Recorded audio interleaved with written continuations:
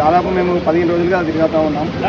దాదాపు ఇప్పుడు ఈ 2-3 రోజుల నుండి ప్రజలలో ఎట్లా వస్తుందంటే వాళ్ళే చెప్తున్నారు. ప్రజలన్నా ఓటు అడగడానికి 3 పార్టీల వాళ్ళు వస్తున్నారు. బీజేపీ వాళ్ళు వస్తున్నారు, మతం చేసి ఓటేయని చెప్పి అడుగుతున్నారు. కాంగ్రెస్ వాళ్ళు వస్తున్నారు, బెదిరించి రౌడీలు తిరిగి బెదిరించి అడుగుతున్నారు. ఓటుకు 5,000 రూపాయలు ఇచ్చి ఓటేయమని అడుగుతున్నారు. కానీ బీఆర్ఎస్ వాళ్ళు మాత్రం చేసిన అభివృద్ధి గురించి చెప్తున్నారు. చేయాల్సిన అభివృద్ధి ఏముందో చెప్తున్నారు. మమ్మల్ని గెలిపిస్తే అభివృద్ధి చేస్తామని చెప్తున్నారు తప్ప ఒక పార్టీ ఏమో మతం అంటుంది, ఒక పార్టీ ఏమో గుండా ఇజంతం వస్తుంది, డబ్బులు ఇచ్చి వస్తుంది. ఇది నిజాయితీ ఉన్న పార్టీ బీఆర్ఎస్ పార్టీ. అభివృద్ధి చేసినాం అభివృద్ధి చెప్పుకుంటుంది, చేయబోతున్నాం, మాకు గెలిస్తే ఏం చేస్తామనేది కూడా చెప్తున్నారు. కాబట్టి మేము తెలివైన ఓటర్లమంతా బీఆర్ఎస్కే వైపే ఉన్నామని చెప్పి ప్రజలు చెప్తా ఉన్నారు. సో మీరు ఎక్కడి నుంచి వచ్చారు, ఎట్లా? మేము కోరుట్ల నియోజకవర్గం నుంచి వచ్చినాం. రైతు బిడ్డలం. మా గ్రామాల్లో చూసుకుంటే రైతులకు ఉన్న పరిస్థితి ఘోరమైన, చాలా గోసపడుతున్నాం. ఎందుకంటే కేసీఆర్ ఉన్నప్పుడు సమయానికి పెట్టుబడి వచ్చింది.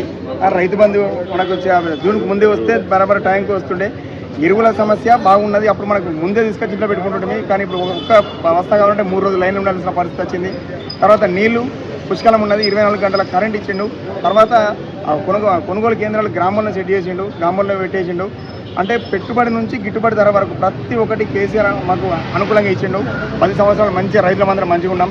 ఇప్పుడు మేము గోసపడుతున్నాం. మా గోస తెలియాలని చెప్పి మా గోసలు చెప్తూ ఇక జూబ్లీస్లో తిరుగుదామని వచ్చినాం. కానీ మాకంటే గోస ఇక్కడ హైదరాబాద్లో వీలు పడుతున్నారు. హైడ్రా పేరుతో ఇప్పుడు ఇది జూబ్లీహిల్స్ ఎలక్షన్ మాత్రమే కాదు, రాష్ట్రం అంతా కలిపి చూస్తున్న ఎలక్షన్స్ ఇది. ప్రతి ఒక్క ప్రజానీకం ఇప్పుడు కాంగ్రెస్ మీద తెలంగాణ రాష్ట్రం ప్రజానీకం అంతా యుద్ధం చేస్తున్నది. రైతులు కావచ్చు, నిరుద్యోగులు కావచ్చు, మహిళలు కావచ్చు, ప్రతి ఒక్క పౌరులు కాంగ్రెస్ ప్రభుత్వం మీద వ్యతిరేకంగా యుద్ధం చేస్తున్నారు. కానీ కత్తి మాత్రం ఇప్పుడు ఓన్లీ జూబ్లీస్ ప్రజలకు మాత్రమే ఉన్నది, ఓటు హక్కు అనేది. వాళ్ళకి సైనికులుగా మేము సహకారం ఇద్దామని చెప్పి ప్రచారం చేద్దామని చెప్పి రైతులమంతా కూడా ఇక్కడికి వచ్చి ప్రచారం చేస్తూ ఉన్నాం. సో మొత్తం రాష్ట్రం తరఫున మళ్ళీ వాళ్ళ నోట్ ఏమంటారు? అంతే, రాష్ట్రం అంతా మేము గోసపడుతున్నాం. మేము అందరికీ ఒకటే చెప్తున్నాం, రైతు కోసం ఒక్క ఓటు. రైతులంతా గోసపడుతున్నాం, మా కోసం ఒక్క ఓటు కాంగ్రెస్ ప్రభుత్వానికి వ్యతిరేకంగా ఇవ్వండి. ఈ వ్యతిరేకంగా అంటే మళ్ళీ బీజేపీ అనో, ఎంఐఎం అనో, ఇంకా ఇండిపెండెంట్ అనో ఓటు చీల్చకండి దయచేసి. ప్రధాన ప్రతిపక్షమైన బీఆర్ఎస్ పార్టీ కోటేసి కాంగ్రెస్ పార్టీకి బుద్ధి చెప్పుర్రి, గుణపాఠం చెప్తే మిగతా ఉన్న 2 సంవత్సరాలైనా కానీ మంచిగా పనిచేస్తాడని చెప్పి చెప్తా ఉన్నాం.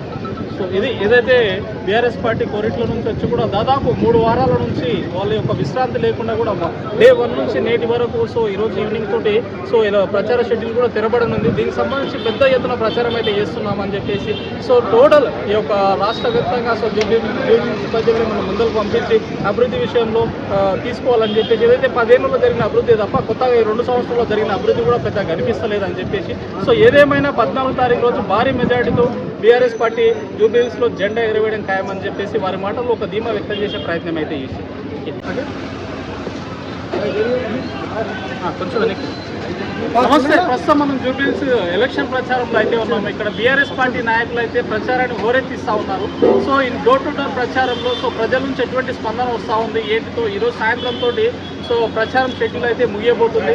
సో దీనికి సంబంధించి మనతో మనం మాట్లాడడానికి బీఆర్ఎస్ పార్టీ సీనియర్ నాయకులు అయితే ఉన్నారు. వారి మాటల్లో ఒక వివరణ తీసుకుంటాం. సో ఎట్లా ఉందన్న ప్రచారం? ప్రచారం చాలా బాగుంది. ప్రతి ఇంటికి అయినప్పుడు మహిళలు కానీ, వృద్ధులు కానీ, ప్రతి యువకులు కానీ ఖచ్చితంగా బీఆర్ఎస్ ఆరుగుర్తిగా ఓటేసి బ్రహ్మాండమైన సునీతమ్మని గెలిపిస్తామని కంకణం కట్టుకున్నారు. ప్రతి వాడవాడ గల్లి అందరూ ఖచ్చితంగా మనకు 11వ తారీఖు నాడు బ్రహ్మాండమైన ఓటేసి 14వ తారీఖు బ్రహ్మాండమైన మెజార్టీ ఇచ్చినందుకు ప్రజలు కంకణం కట్టుకున్నారు. ఆల్రెడీ రాష్ట్రంలో కాంగ్రెస్ పార్టీ అధికారంలో ఉంది కాబట్టి వాళ్ళకి ఇస్తేనే అభివృద్ధి జరుగుతుందని కాంగ్రెస్ నాయకులు తీసుకోపోతా ఉన్నారు. ఇప్పుడు వాళ్ళకి అధికారం వచ్చి దాదాపు 2 సంవత్సరాలు అయింది. ఎక్కడ చూస్తే ఒక్క రూపాయి పని చేయలేరు.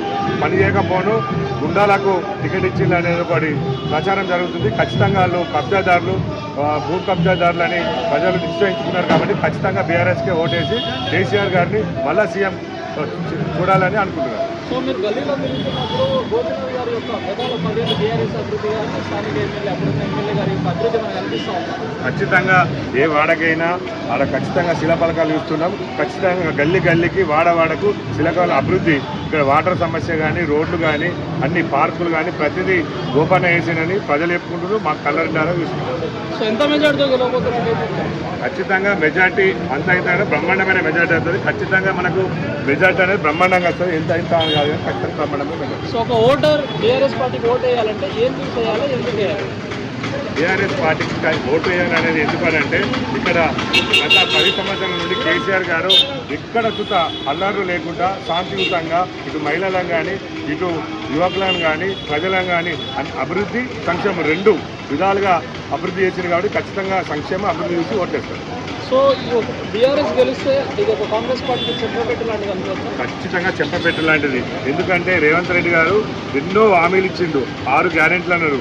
ఒక్కటే ఒక బస్సు ఉచిత బస్సు ప్రయాణం తప్ప 6 గ్యారెంటీలు ఒక్కటితో అమలు కాలేదు. ఖచ్చితంగా ప్రజలందరూ బీఆర్ఎస్ కేసి ఆయనకు చెంపపెట్టు పెట్టి ఇట్లాంటి అబద్ధాలు మాట్లాడుతూ రాజకీయం చిల్లర వేస్తున్నాడు. మనం చూస్తున్నాం బూత్ ప్రచారాలు కేసీఆర్ మీద కేటీఆర్ మీద ఏవో అబద్ధాల ప్రచారం చేసి ఓట్లు దండుకున్నాడు. ఇప్పుడు అదే చేసి అనుకుంటున్నాడు.